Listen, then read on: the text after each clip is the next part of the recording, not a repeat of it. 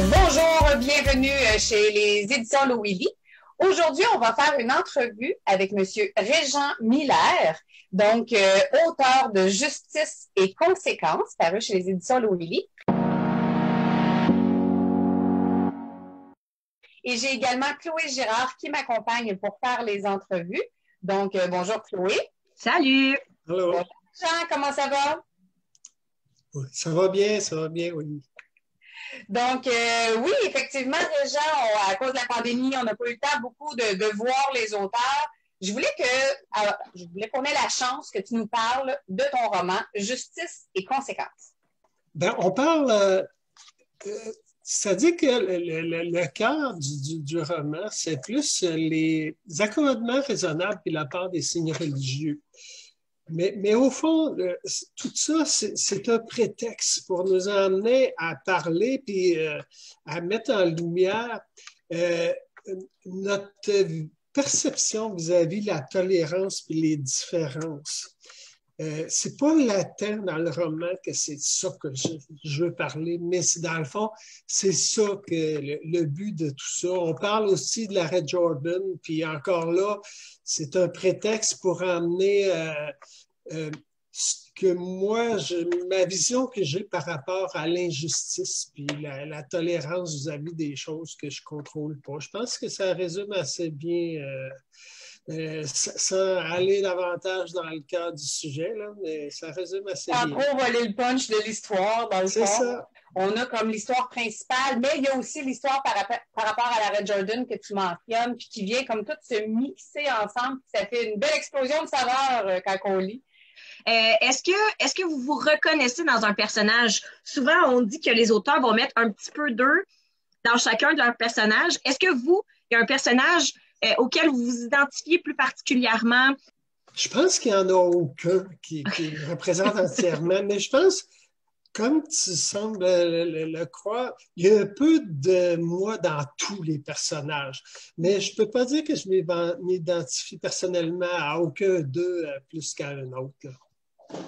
Puis vous, dites-moi, qu'est-ce qui vous a donné le goût d'écrire? Qu'est-ce qui fait que la flamme en dedans de vous?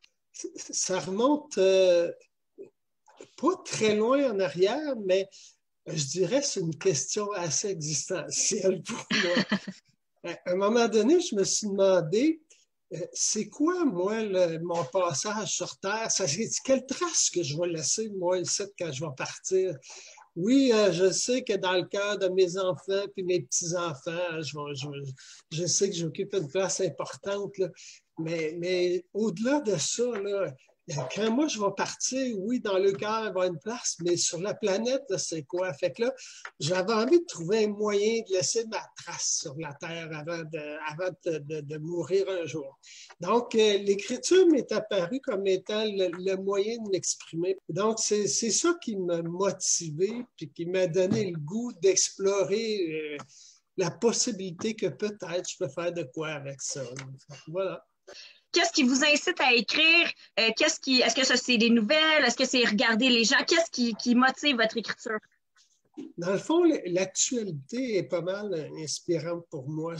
Quand j'avais décidé d'écrire, je ne savais pas sur quel sujet écrire. Ça a été long pour moi de passer à l'action parce que je ne savais pas sur quel sujet particulier. Puis, ben, j'ai décidé de me servir des actualités, les choses qui me dérangent dans les actualités. Il y en a d'autres qui, pas parce nécessairement qui me dérangent, mais parce qu'elles m'attirent. Mais les actualités sont c'est pour ça que dans mon sujet, il est assez contemporain. Même si ça fait 10 ans qu'on parle d'accommodement raisonnable et de signes religieux, puis que finalement, ça évolue pas tant que ça dans le domaine. On en parle plus qu'on agit, je dirais. Mais ben, c'est ça. Fait que, donc, je pense que c'est l'actualité qui vient me chercher. Puis c'est quand le meilleur moment pour toi pour écrire? J'ai pas de moment particulier, mais j'ai tendance à le faire plus le matin, l'avant-midi. Au début, là, ça m'est arrivé de me lever dans la nuit pour écrire parce que je voulais pas perdre une bonne idée, hein. Puis, à un moment donné, je me suis imposé de ne plus faire ça. Actuellement, je travaille beaucoup. Je suis en train d'écrire mon 3e, là. Donc, Mais quand j'ai un filon puis j'ai quelque chose dans la tête, des fois, je me sens pas prêt à commencer à écrire. Mais je ne sais pas si les autres auteurs sont tous comme moi, là, mais même quand on n'écrit pas, notre tête, elle continue d'écrire. Tu sais, notre cerveau continue, il élabore toutes sortes de choses, puis c'est là que ça se passe.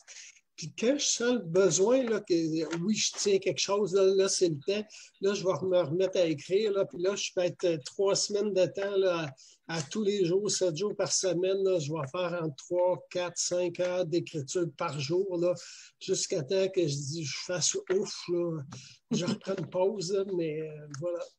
Et comment vous avez découvert les éditions Loélie? En fait, quand j'ai commencé à écrire, là, je faisais ça dans le plus grand secret. Même mes enfants ne savaient pas que j'écrivais. J'avais, tu te poses, on ne sait pas, est-ce qu'on a un certain talent exploitable? Est-ce que c'est ridicule ce qu'on fait ou ça a quelque chose? Mais à un moment donné, j'ai décidé de vaincre ma pudeur puis d'aller de l'avant. Puis j'avais la chance d'avoir une de mes cousines, Francine Guénette, qui est un auteur de Loélie. Fait que j'ai décidé de lui demander son avis. Fait que j'ai soumis une copie de mon manuscrit sur une clé USB. Elle a lu mon roman, elle m'a demandé mon manuscrit, elle a demandé ma permission pour le faire lire à quelqu'un d'autre en qui elle avait pleinement confiance. Puis, à un moment donné, au printemps, elles sont arrivées toutes les deux, elles ont débarqué chez moi à mon chalet un matin pour me dire « touche plus à rien, c'est excellent comme ça, c'est publiable, vas-y, va de l'avant. » Fait que j'étais agréablement surpris, puis disons que ça a allumé ma bougie de vouloir aller en impression. Elle m'a demandé ensuite la permission de soumettre des manuscrits à sa fille Tricia, c'est la fille de Francine. Si elle pouvait soumettre mon manuscrit à Tricia. Et bien, de fil en aiguille, Tricia a pris connaissance. Puis c'est ça qui nous emmène à ce qu'on est rendu aujourd'hui. Dites-moi donc, moi j'aimerais ça savoir qu'est-ce qui s'en vient pour vous chez Loélie. Oui, en fait, c'est pas un secret pour personne là, que mon deuxième roman s'en vient.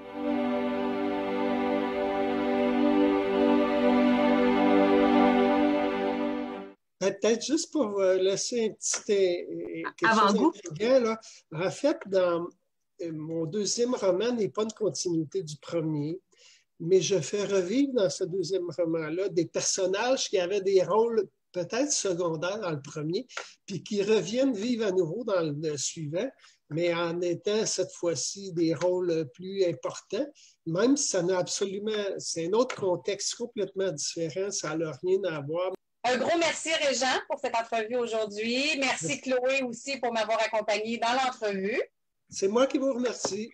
Puis on espère que tout le monde revienne pour voir les prochaines entrevues de nos auteurs des éditions Loélie.